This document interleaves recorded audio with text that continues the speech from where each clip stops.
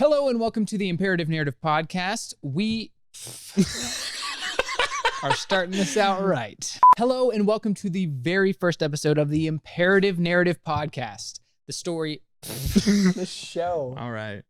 Hello and welcome to the very first episode of the Imperative Narrative Podcast. The show by... Okay, I'm going to start that over. Sorry. You want me to do this? No, I got it. I got it.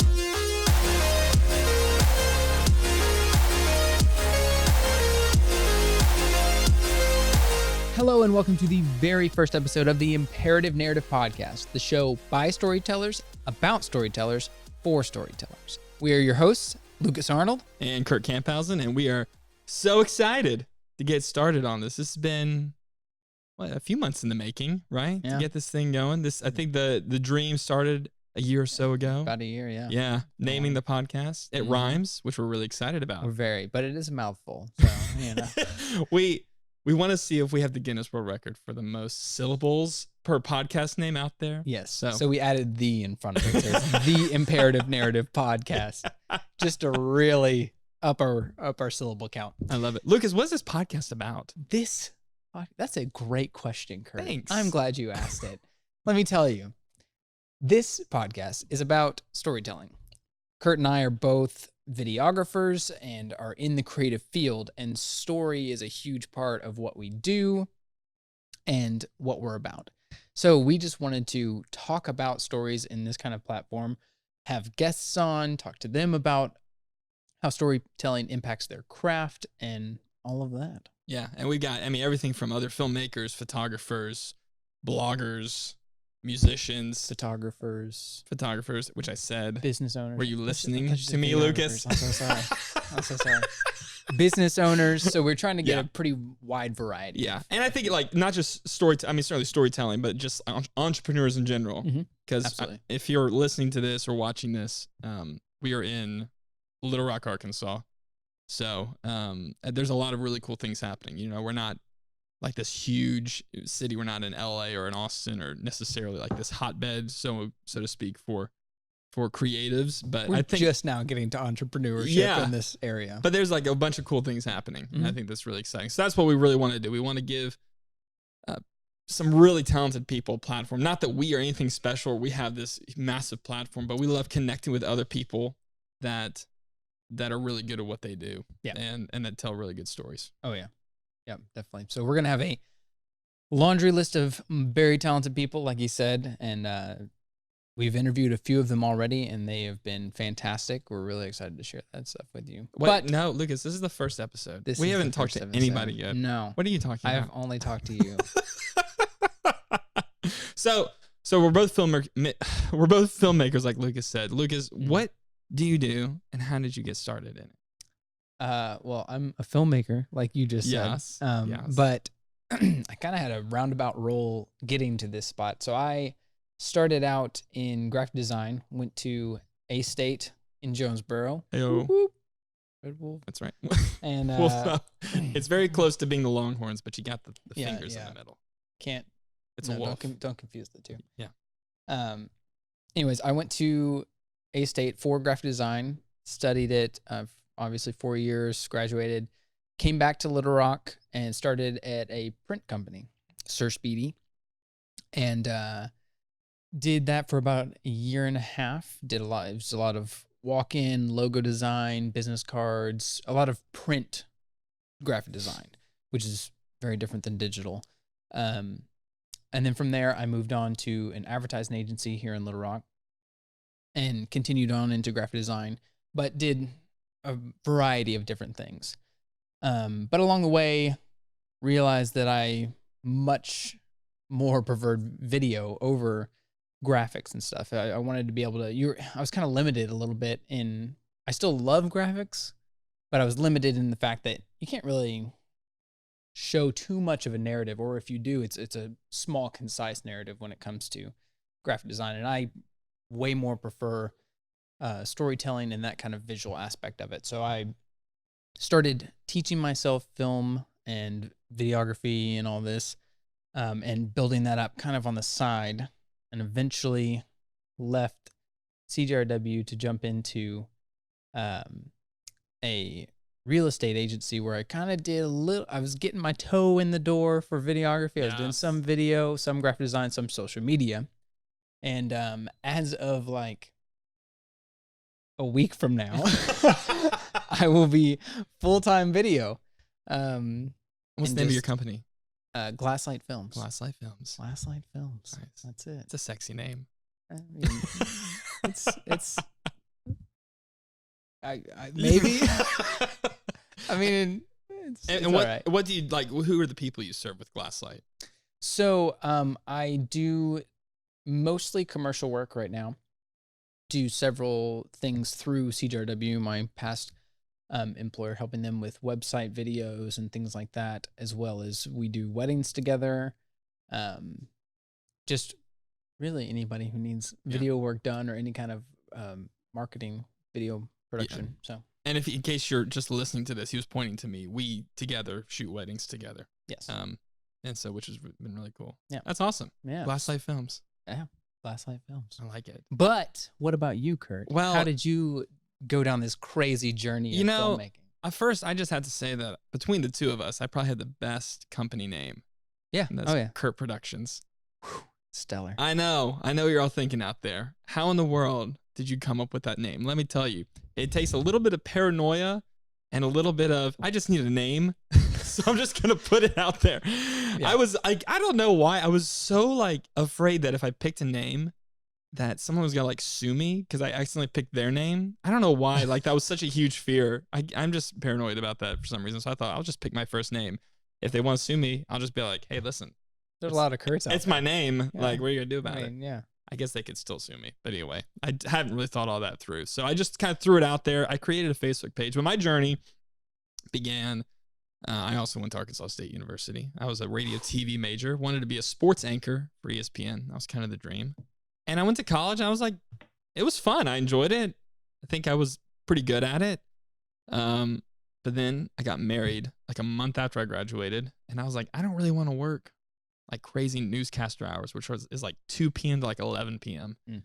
And so I got into marketing with a local company in Northeast Arkansas.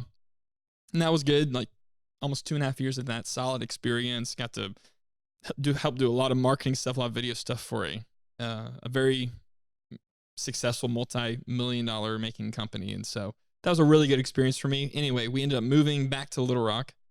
And I was a media guy for a local company and wasn't, enjoying it too much. And we were also in a season where we had our first child. My wife had been taking a break from work. And so income-wise, we were single income family. And she was like, to make extra money, what if you just like freelanced? So really what I'm trying to say is the whole reason I'm sitting here today is because my wife suggested to me, why don't you start freelancing? And that was like the best idea ever. But I was like, I don't know where to start. So I went up to a good friend of ours, Kyle Updegrove, little name drop there. Ooh. Big time guy right there for Summit Church. Now he's a great guy. And he said, hey, you should go to Ray Allen, who's a local real estate agent. He's doing a bunch of video, and ask him if you can do some video stuff for him. This was October of 2016, or actually like September when I asked him. And so I went up to Ray. We were both on the worship team at our church at the time. I just said, hey, I want to do some free stuff for you.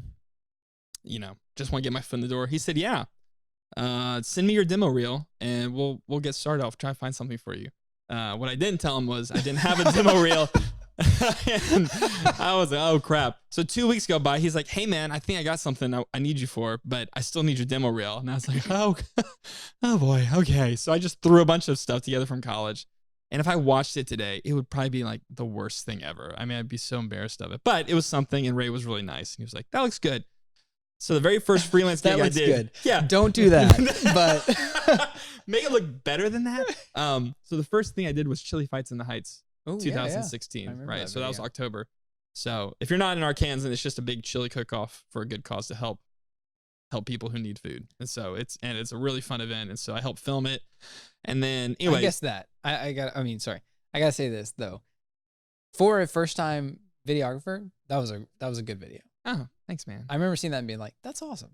Like, because you started this journey a little bit before I did. Yeah. Before I was jumping into film. I've always been interested in film, but you had kind of already jumped in and I had seen that video specifically. And I remember that video coming up and I did a little That's good. graphic of like the chilies like headbutting at the Yeah, start with the headbutting, fire yeah. explosion. I'm Little still After Effects. yeah, little motion graphics there. Anyway, one thing led to another. I started doing more stuff with Ray in real estate, and my brother-in-law texted me shortly after I did the chili fight stuff and said, "Hey, I've got some friends who want a wedding film. Would you want to film it?" I was like, "Okay." So I shot my first wedding January of 2017, and then you started shooting with me a few months later for the next one. Yeah. And then it'll be 2 years in August of full-time freelancing, which is nuts. I still don't like I have a mortgage, I have 2 kids, and there's still days I'm like, I don't know how this is working outside of just like, Yeah. I mean, seriously, outside like the faithfulness of the Lord in providing for us, like that's the only way this is happening. Because I'm like, if you had asked me 5 years ago, I mean, like we're not that old, like we're 28 and 27. Like if you just asked me a couple years ago, hey Kurt, could you ever see yourself owning a business or being a freelancer? I would have laughed and said, are you kidding? Like, there's no way. Like, I'm not geared for that. I'm not a type A personality. I'm not this like game change, like this Gary Vaynerchuk, like intense human being. That's still my response when people ask me if I can see that. Yeah, I know. Yeah, that's the response. I'm doing it, but I don't know how. Yeah, I don't know how this is happening. So anyway, but yeah, it's been really fun. And then of course to have you start doing it shortly after I started, and us getting to work together a lot has been a bunch of fun. And so it's been neat. Aww. Oh my gosh, it's so weird. Oh my So word. sweet. And we've gotten to network with a bunch of cool people. Yeah. Too. And who are going to be on the show. And seriously, there are so many like talented, we live in such a cool time because there's so many talented people in our city who are doing incredible things both locally and nationally. Yeah. But just business owners in general. I mean, there are coffee shops being opened up and all these like legit brick and mortar places that are killing it that are owned by people like in their 20s. It's such an interesting time to be an entrepreneur. Yeah. It's very, very interesting. This thought popped into my well head. said. This thought popped into my head, so I want to ask you, because I remember you said I joined shortly after and we shot weddings and stuff, and I just remember thinking, yeah, shooting those on that Canon T2i, baby. Oh my word. What'd you start out with? T3i. Ooh, I think, yeah. Upgrade. Upgrade. I got that for Christmas one year, and I remember we were in a small group, something for our church in Jonesboro, Arkansas, and I was just shooting it was like Christmas season. I was shooting some. I thought it was the coolest thing, like getting all these sweet little. I didn't know it was called bokeh at the time, but if I look back at it now, it would the color would probably be extremely orange and warm and just awful. But yeah, T3i, and then now we both went Sony A7S II for a while. But recently, you made a recent purchase. I did. So what did you get? I jumped to the Canon EOS R. Look out! I am jumping ship from Sony and moving into the Canon family. Look out! And why is that? I really like their color profile. So I'm really looking and working towards getting a cinema camera like the C200. And from what I've seen, Sony is kind of lacking in that department where Canon has it right now. Like, I'm sure Sony will get better in that area and they'll develop a camera that's somewhat like the C200, but it's just not there right now. But it was a hard decision because Canon doesn't have the DSLRs that Sony does. And even the Canon EOS R, it's good for a lot of things. There's a few things that I don't like about it. It doesn't shoot 120 frames per second in 1080p, which the Sony does. If you shoot in 4K, it crops on the sensor about 1.7, which is really disappointing.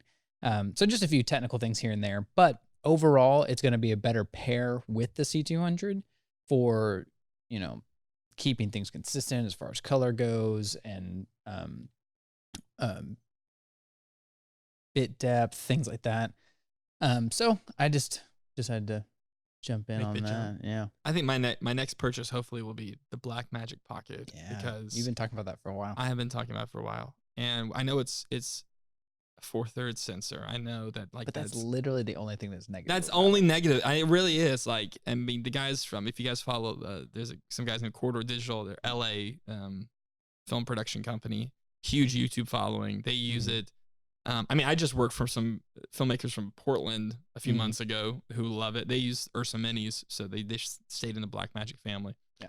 So anyway, Blackmagic Pocket. Hopefully. And for those of you who are not camera nerds, a T2i and a T3i are like beginning level cameras. They're not bad, but like they're bad. Basically. I mean, if you want to like run a legit film production company, you're probably not using them. You're not going to use that. that. So excuse our camera nerddom for a moment if you're not into that, but that's what we're into and stuff. So love it. Yeah.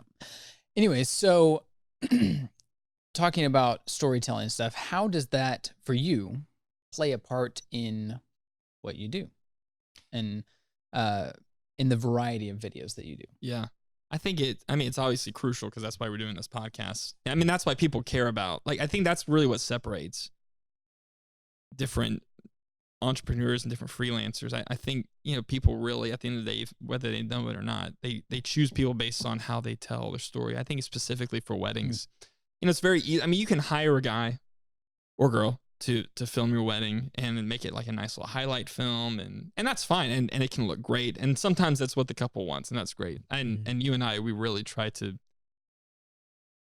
separate from the pack just a little bit. I know a lot of other filmmakers do this, but being more creative. I'm talking specifically for weddings in this case, but doing stuff like having the couple read notes together and including speeches and toasts from the wedding reception from the pastor if there's a funny soundbite.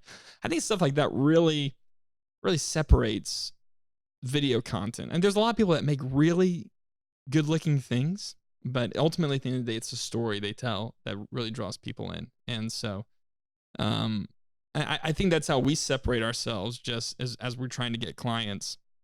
Is not only can I make your film look good? Can I make you guys look good? Can I make it look cinematic? But can I also tell your story in a way that impacts people? And for some people, the goal is to draw in more clients. I mean, I've gotten to do personally some cool videos lately for some local clients, some schools and a mental health business, and it's just really interesting, just the stories that they tell. You want to draw people in with, my kids go to this school because we had no other, we were at our wits end, and these people came in and they were exactly what we needed, and our kids fit in and they love our kids well. Like, that draws parents, and they don't care about like if the room is blue or yellow, or if there's a cool like crane shot in there. They care, okay, are my kids going to be loved at this school? And it's just stuff like that. That is what we do. We're not just simply people that make good looking images that move. We're here to tell important stories, and especially in this era, that's what people care about the most. Yeah, we're like surrounded by stories. I mean, every one of the people that we're having on this podcast can talk about storytelling because they themselves have a story, which is crazy awesome. I just filmed a video for a client, and it was a website video. So, it has no sound, no audio, nothing explaining like what's going on. It's all visuals. And I was like, how in the world am I going to even show this for myself? Because I'd love to put it out there and just let people see it. And so I did a vlog about it, kind of explaining what was going on and how I was doing it. And through that was able to kind of construct a narrative around this thing that didn't have a narrative to it necessarily.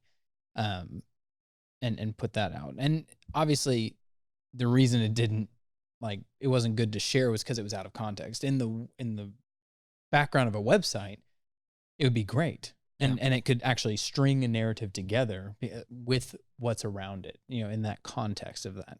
But yeah, storytelling is just like so important.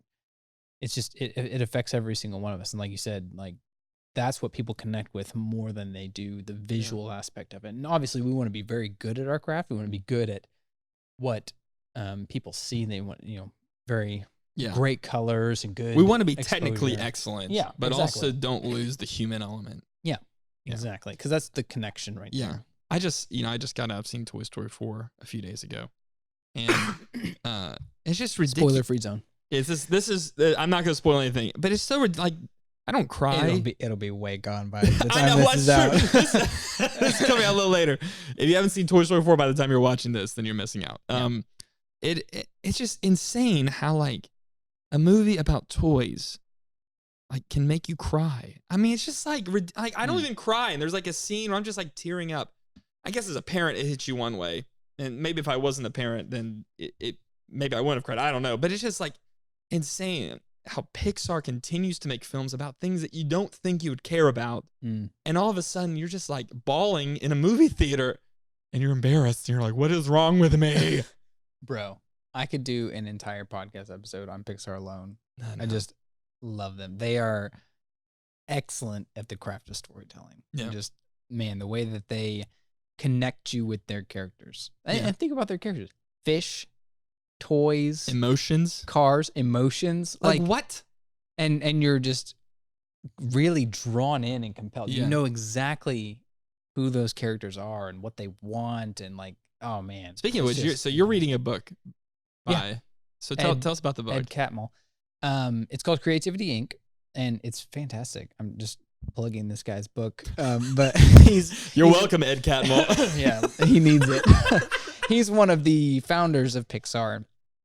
And it's a really interesting book. He really doesn't do it. He doesn't write it in a way that he's trying to teach you anything, but you kind of learn along the way. He's just doing almost like a memoirs of how it happened. And I recommend it to everyone who is in business or thinking about going into business, because it's specific to managing people and even just interacting with people. And it's awesome. It's so good. You can just see how the culture at Pixar is shown even by just reading this book. And it's completely different than any other workplace environment that I've ever been in or seen or anything like that. They really put people first, and which I think really impacts their storytelling. They want to get to the heart of people and what drives us, what we feel and think, and how we're affected by things. And then they basically just plug that into a character or a movie. And it's fantastic. Yeah. Great book. I recommend it highly. I need to do more reading. I don't read enough. Yeah, I don't read as much as I want to. I read a fair amount, but then you can also just listen to stuff. So. I know. I'm like such a visual guy. I'd rather watch a movie. Yeah. Or listen to a podcast. Yeah. I know. I just said I'm a visual guy, but I like listening. But I don't know. I love podcasts so much, and I don't know. What are some of your favorite podcasts right now? Favorite podcast right now? So I'm listening to Gary Vee just for entrepreneur stuff and everything. I don't listen to it as much, but since it is a podcast, I will also plug their YouTube channel, which is Critical Role. I know Kurt's not a fan, but I love the live D&D play of Critical Role. It's fantastic. I applaud their merits, because I think even, and we talked about this before, Jon Favreau, director of first two Iron Man movies, Elf, the new Lion King, that will have been out by the time you're listening to this. He has expressed how playing Dungeons and Dragons has he really impacted. We've talked about this. I don't remember how it has impacted his storytelling, and it's had a huge influence on it. It does. So you get the math side of rolling dice, but you get the of rolling dice, adding stats, things like that. Okay. And so it's activating. You just said like literally just like math. Roll the die. That's math. Do you see those numbers roll across the table? That's math. No, you add stats and things like that to your rolls and things like that. But that activates one side of your brain. And then you also have this storytelling and problem solving, because everything is improv. Literally, even the dungeon master who comes up with the story, it's kind of loose, because if you've ever played, what you know is that the first thing that the players do is they immediately jump off of your story and go do whatever they want. And so you just have to be ready for it and improv. And it's basically just improv acting on top of like technical stats and things like that. And it's just an awesome exercise in story and basically writing stories and things like that. On one of these episodes, we'll have to have you introduce some of the voices. I'll DM a game of D&D on the podcast. What if we got one of the Critical Role people, one of the famous Critical Role people on here? Oh man, that would be fantastic. I would love that. that. They're all professional voice actors, which is why they're amazing, and we can't have them on this podcast because they will show us up. Yeah. They'll take over and mimic our voices and just make us say whatever they want. Shame us. Yeah. We'll just be little ventriloquist dummies. Mm-hmm. Yeah. That's awesome. So where do you see yourself? So let's go back to what we do. So where do you want to be in the future? Like where do you see GlassLight Films headed? Well, I see it not named after myself. Remaining as GlassLight. No, I'm gonna create a competitive company called Light Glass. Light Glass Films. Light Glass Cinemas or something like that. That's perfect. Please, if you do that, we have to buy storefronts that are across the street from each other and just constantly battle. It'll be great. No, I would love ideally to have it become a film production hub, so to speak, in Little Rock. I'd love to have, right now it is just me.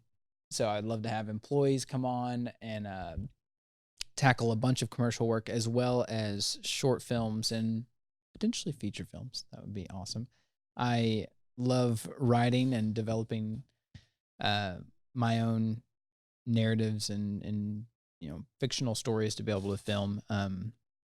Have some plans in the works for some future stuff for that to take place. But yeah, I'd love it to be a full production house that does some commercial work, obviously, but also that would do short films and narrative work. Yeah. It's very exciting. And you've got some stuff in the works right now. You got your first short film, right? Yeah. In the works. I mean, I'm in it, so. Yeah, you are in it. I'm trying to sound like I know what I'm talking about since I'm a part of it. You're on the other side of the camera. Will it be out by the time this episode comes out? I don't think so. Probably not. It'll be a little bit later. Yeah. We're putting a lot of effort into the podcast first, but that'll come a little bit later. I'm not going to give any dates because I don't know yet, and I don't want to disappoint anyone. So, but yeah, you're on the other side of the camera in this. I am. Film, and that's all. That's all you get to know. That's all you get to know. That's it. So what about Kurt Productions? Kurt Productions, you're gonna sell it to somebody named Mark. I just want, if somebody just wants to buy it so I can just retire early, that would be great. It's worth a ton of money, probably. My huge clientele. I really want to. I think my goal, my desire is not quite to. I mean, I don't mind continuing to do it by myself, but hiring people on like per project. I kind of like that model right now. I don't know if I really would want to have employees. I don't know if I'm a person that's geared for that, like that's good at managing people. Read Creativity Inc. by Ed Catmull. Yeah. It'll change my world.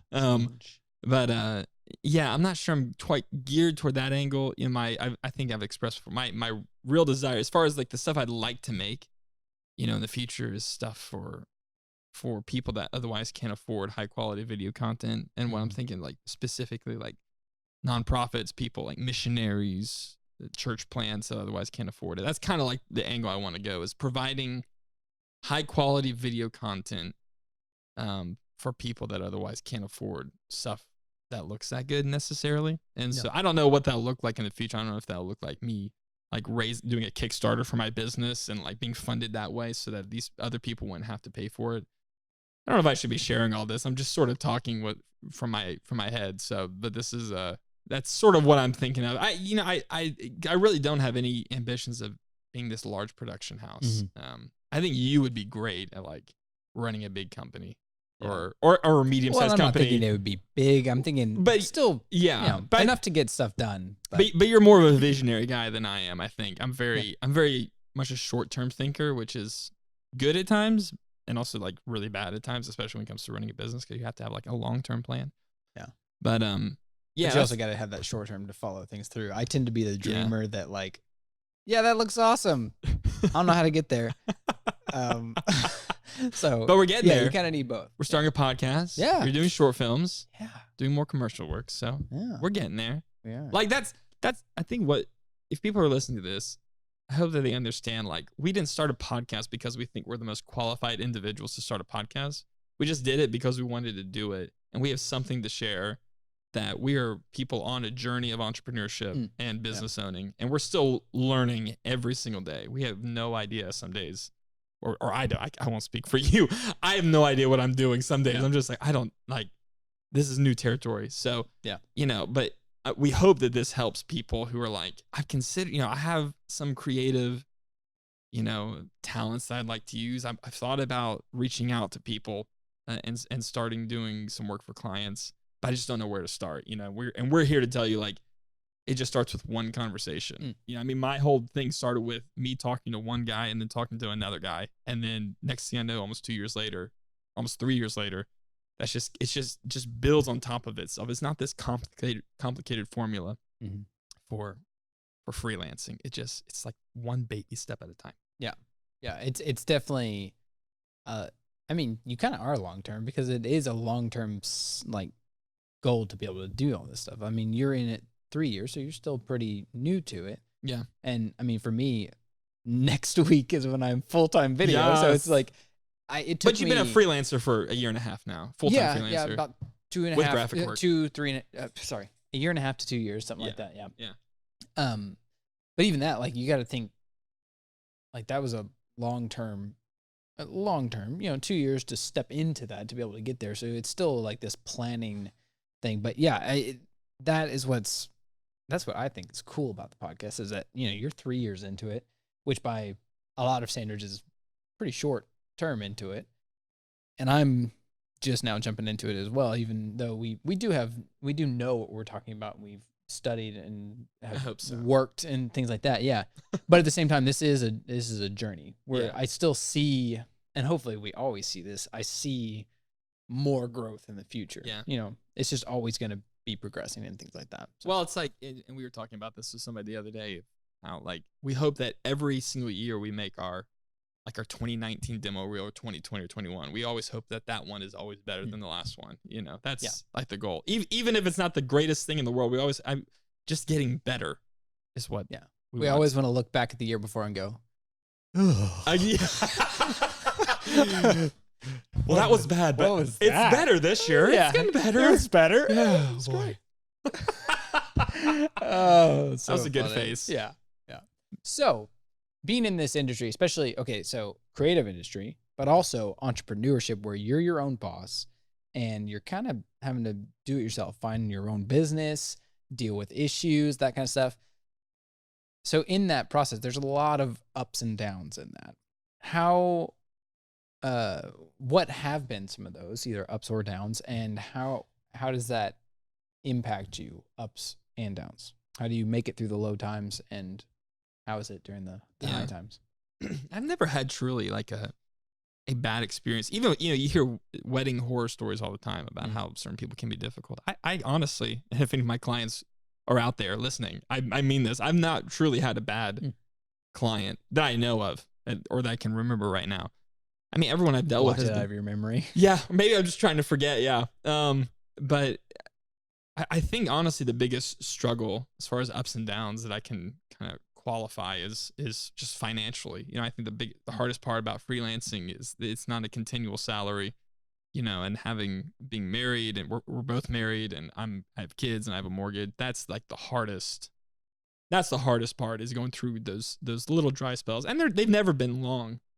But it's just hard sometimes, because you're like, you have to prepare for it. There may be a month or two where it's not as strong, but then you'll go through 2 or 3 months where you're just like, oh my gosh, I'm so rich right now. That's not true. I've never felt that way. Rich for me is being able to pay the bills. Yeah. I filled my gas tank all the way up. All the way up. I didn't have to fill it 3/4. That's what I'm talking about. But that's sort of, I really can't think of like some hard times I've gone through, other than just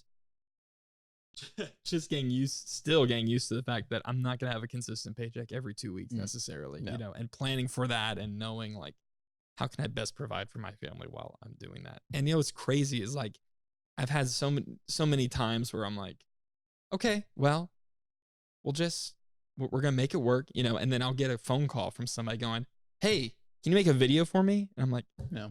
Whoa. Like, just out of nowhere, Yes, please. Yes. What do you want? For real, it's just like, there are moments where I'm just going, I have no idea how I'm going to pay for X. And then somebody will call and say, I know, you'll make a video for me. Yeah. They don't literally say that, but that's how I imagine it in my head. So that's been the hardest thing to adjust to, is getting that consistent clientele, which I now have to a certain degree. and just preparing for those seasons where it's gonna be maybe a little drier than others, knowing that around the corner there's gonna be a season where Are there people certain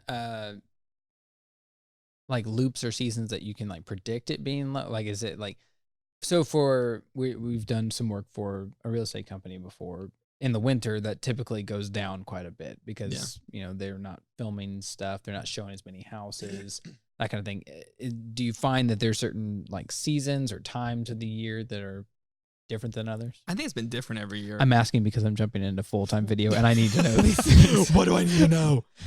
I can't. I think it's been different like every year. Like one summer will be super busy. Great. But then the next summer, like it won't be quite where it used to be, I mean, like this year started off, I got the biggest client I've gotten to date in March-ish and like totally didn't expect it. And the year before, the springtime was not that busy, but because I got this like one client and I ended up getting another one, it totally just like made my spring. It was completely unexpected. So I haven't noticed a trend. I think in the wedding world, especially, people tend to say like, it's weird. Like this year, for a lot of people, the summer's been really slow, but their fall is like booked up. So I don't know if that's because Arkansans are getting sick of being married in 100-degree weather. Yeah. And they want cooler temperatures. But that's been the trend this year. But I've heard that that's not usual. Yeah. So interesting. Yeah. And that's kind of been the case for me. Like my spring had several weddings, and my fall I have several weddings, but my summer is kind of dry for this year. So yeah. Huh. That's weird. I know. I would have expected it to be like a lot of spring, summer, fall weddings, and no maybe winter. like a sprinkling of like winters. Yeah. A soft snowfall I said a wedding. dash of a dash of snowy weddings. Just a dash. Throwing something on the that'll table. Be a segment. Oh my gosh. So what about you? What have been some obstacles you've endured in your own business? Honestly, not many. Again, I've had some pretty good clients, especially in the I mean, I'm just starting in the video world, so it's been pretty good so far. I've been listening to a lot of the Gary V podcasts and things like that, and one thing he says a lot is enjoy the process. And I got that. I was still like, well, you kind of still need to make money though to live. But I enjoy what I do. Yeah. But I got what he was saying, and I feel like I'm getting that even more so in things like doing this podcast. Like we haven't even released anything, and I'm so excited about it. I just think it's just awesome and so much fun. And excited for what it could be. So really just been enjoying the middle. Yeah. It's not really been a ton of ups and downs. It's been or the scale has been really kind of medium, not high highs or low lows. It's been pretty consistent. Yeah. It's a nice mutual fund of a journey so far. Yeah. It's so true. Like if you love what you do but you don't get rich doing it, it's almost just as good. I mean, like I don't.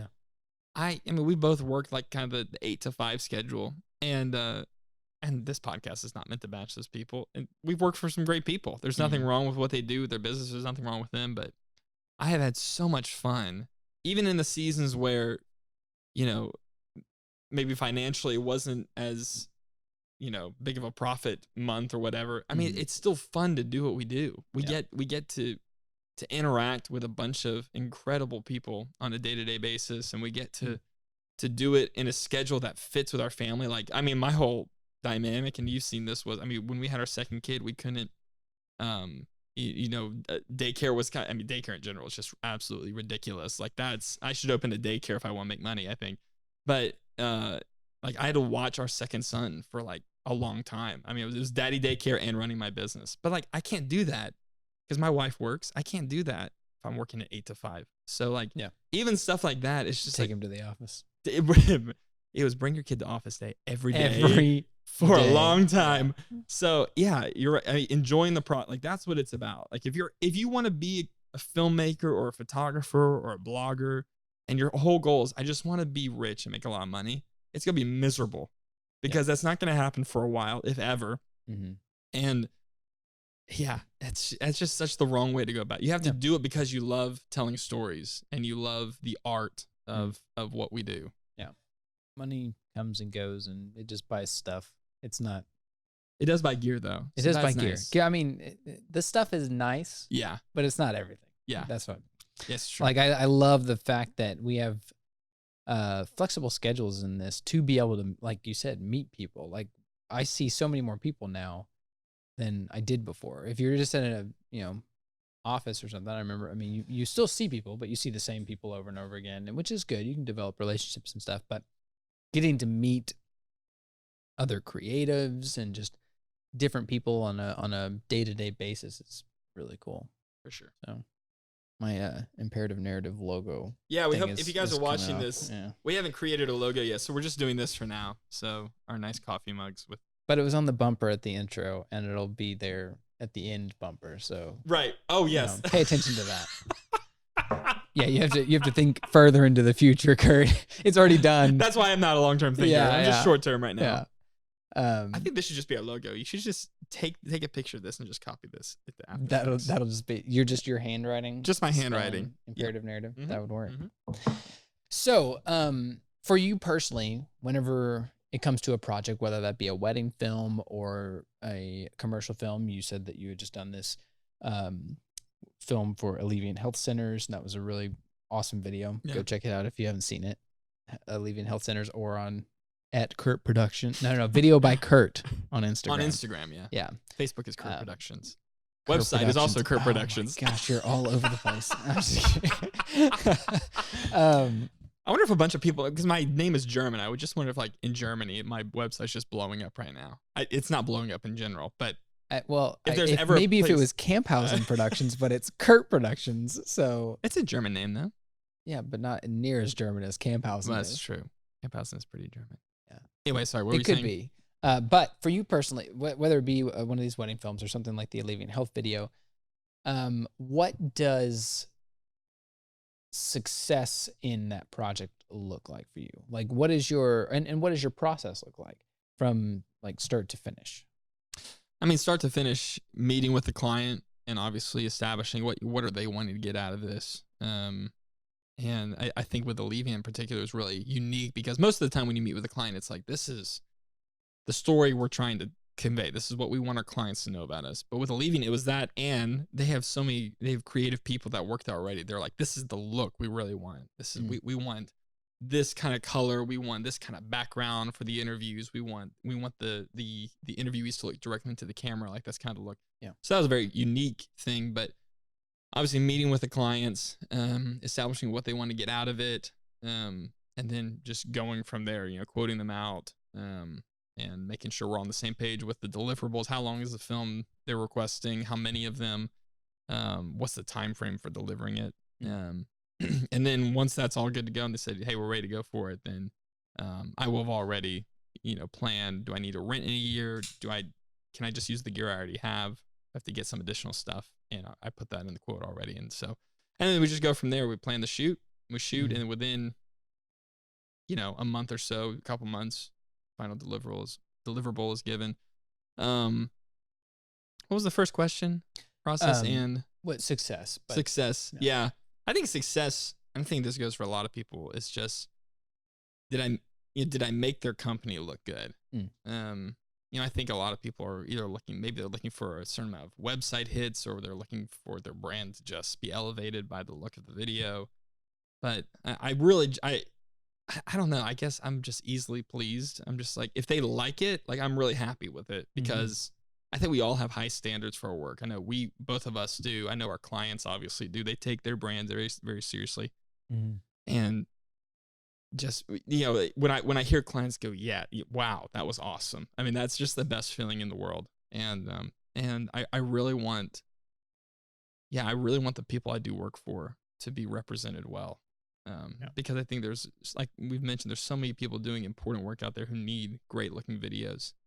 And the last thing they need is for some video guys to come along and sort of botch their whole process and their whole progress in building their business or their nonprofit or whatever it may be. And so, yeah, making the owners happy, and representing them well on social media, I think is a big deal for me. Yeah. You know, does the video, I mean, it's hard, you know, there's a lot of factors that go into the success of a video, especially on Facebook and Instagram. There's so many algorithms out there, but you know, if I can check on a video and see it's got thousands of views, I'm like, that's cool. Like, I mean, people care about it, you know, and that's a cool thing for me. What about you? Well, and one thing that I would add to that, I mean, pretty much the same process. I mean, and answer, I think that's true of most videographers.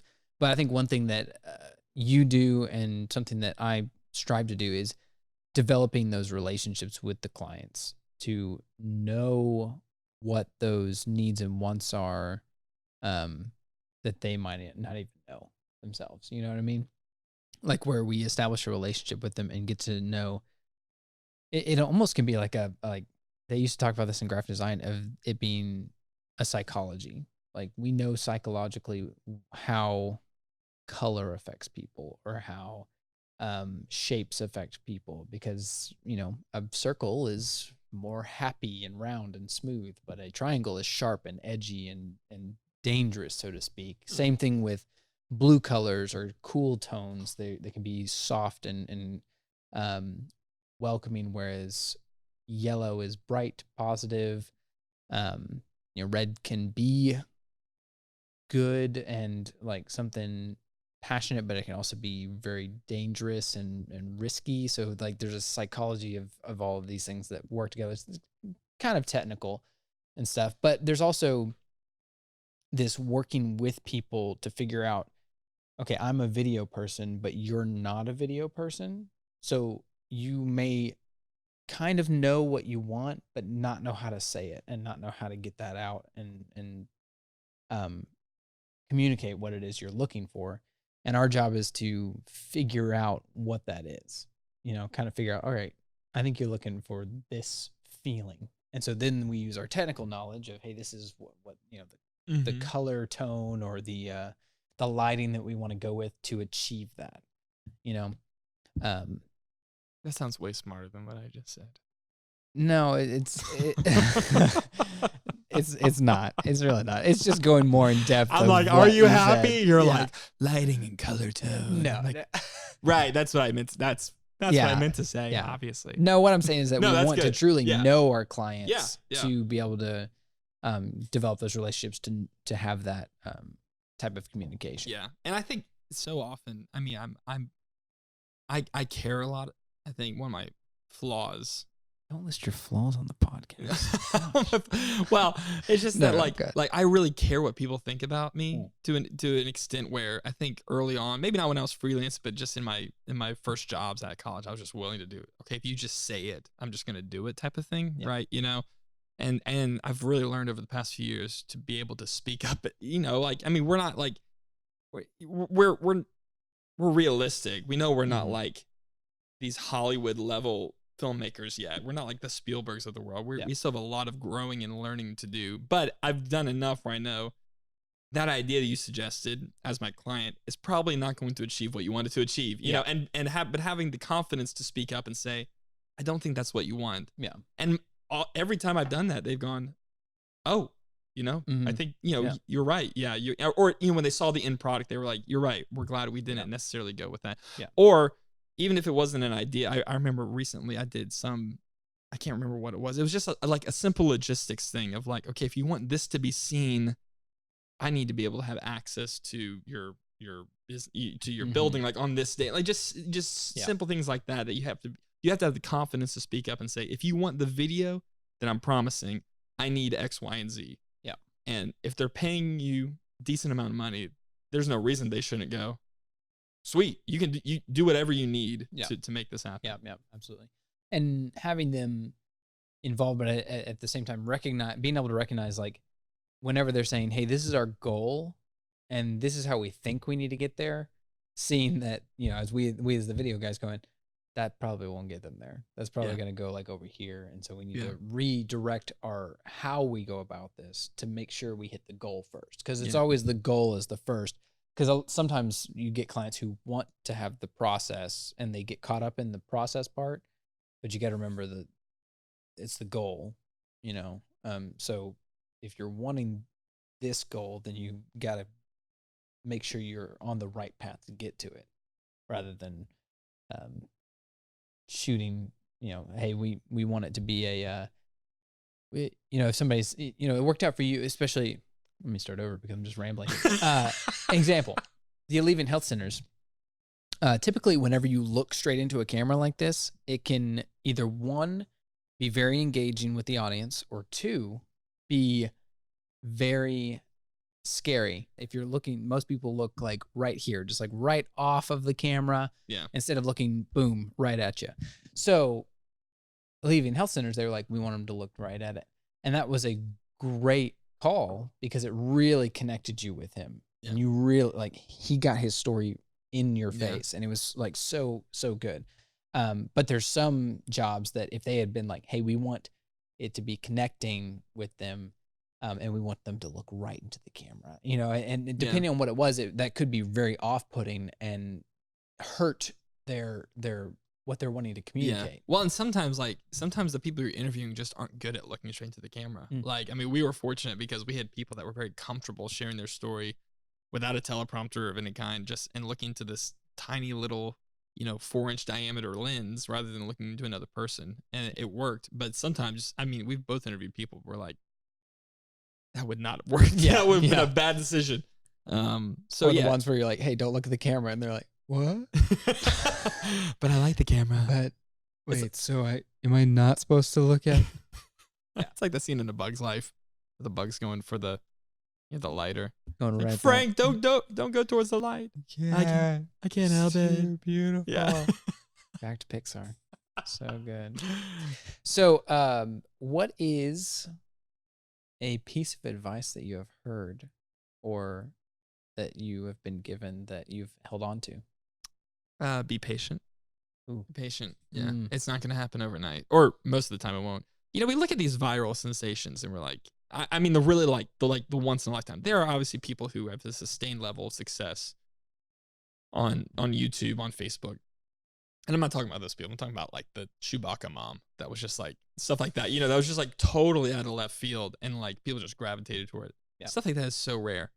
The real world is be patient, meet people, network, and after several years, you'll probably get to a level of sustained success, but it's going to take a while. It's going to take a lot of work. It's going to take a lot of editing all-nighters. Specifically, in my position, your position as filmmakers, it's going to take a lot of late nights, and it's going to take a lot of sacrifice from your family's perspective if you have that. And so I think patience is the key. So that's why, going back to enjoying the process, if you don't enjoy the process, we're totally just ripping off Gary Vee for this whole episode. Thank you, Gary Vee, for your inspiration. We appreciate it. We'd love to have you on the podcast. If you want to come down if you want to come down, we have a Bluetooth recording. We can just get a phone call and get you right on here. Wouldn't that be so? That would be so crazy. Dude, he probably would too. Oh man, that would be so nuts. Maybe. I don't know. But yeah, if you don't enjoy the process, you're going to be very impatient, and you're not going to last, and you're going to burn out, and you'll just go back to whatever it is you were doing before. So patience, I think, is the name of the game for anybody starting any business. Yeah. I'm going to echo exactly what you just said, but put a lot of emphasis on the work part, which is be patient in the long term. Like, don't expect it in a year, and, but like look for really long, 10 years out, things like that. But work like you're getting it tomorrow. Like, work like you are trying to get it tomorrow. Just putting in a lot of work, things like providing content for people. And it's a lot. I'm thinking about, like, as much as we've heard from people like Gary Vee, or from we've had a few people that we've talked to about this podcast to begin with, and we've gotten a lot of advice from doing not only your work, which is videos for us, but we do our videos, and then you got this beast of social media that you have to put content out on at a normal, at regular intervals to be able to be seen and things like that, to grow an audience, that kind of thing. Like, there's a lot of work to be done. There's always more work to be done. So it is a balance, like, work hard, but also, like, don't overwork yourself. Don't be going so crazy that you're not spending time with your family, or that's why the process, enjoying the process, also plays in, so that you can work hard but enjoy where you are, not be looking always to, I got to work hard and I got to do as much as I can so I can get to that 10-year spot. Right. Exactly. Yeah. I think patience is so key. And like I said earlier, it's been one baby step at a time. You know, it's been like meeting one person who knew another person who knew this person who knew that person. And it's just, you know, I've heard the saying, we're all just like two degrees away from each other. I mean, there's always like all these connections. We have these mutual connections. And so, anyway, it's been a fun journey. It's been really fun. Yeah. I hope it continues for a long time. It's going to die next week is what's going to happen. And well, I was going to say, actually, if someone can, we're gonna say this for another episode. I'd like to start a poll for my new company name. I don't know what do I it. want it to be Let's do called. it. Please help me. Please help me. Leave a comment below if you're watching this on YouTube or Facebook or something, and let us know what we should What my new change. company? Kurt's company So name. help me. If you just change it to Kamphausen Productions, that's not helpful. Yeah, no. That's not- only real offers. Yeah. But if you're listening to this on podcast form, then jump over to YouTube and leave a comment. Yes. Yeah. So that we can get that. We'll probably do an email later on so that people can contact us a little bit easier. Email.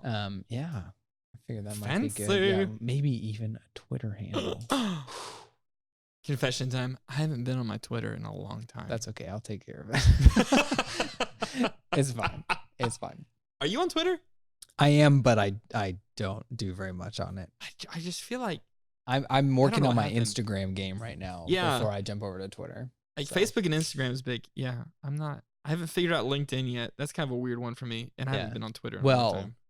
we haven't figured out LinkedIn as of right now, but you guys who are watching this on LinkedIn, we figured it out. we've got some on there. We don't have it figured out, but we've got some stuff on there. Yes. But yeah. So, well, why don't you tell our fine folks where they can find you? You can find me at kurtproductions.com. Facebook is at kurtprod. It wouldn't let me use all of Productions. I guess it was already taken. Oh, it's already taken. Yeah. And then There's another Kurt out there making his production company. I guess so. Gosh, y'all help take a poll for that guy too. Yeah. We all of us Kurts need help. And then Instagram is Kurt_Productions. It used to be Video by Kurt, but once again, this is why my wife is so much smarter than me. I was like, Oh, you changed it. I changed it. I was like, Kurt Productions itself was taken. Yeah. So I just did Video by Kurt. And she was like, why don't you just do like an underscore or something in between it? I was like, why don't I think of these? Why are you so much smarter than me?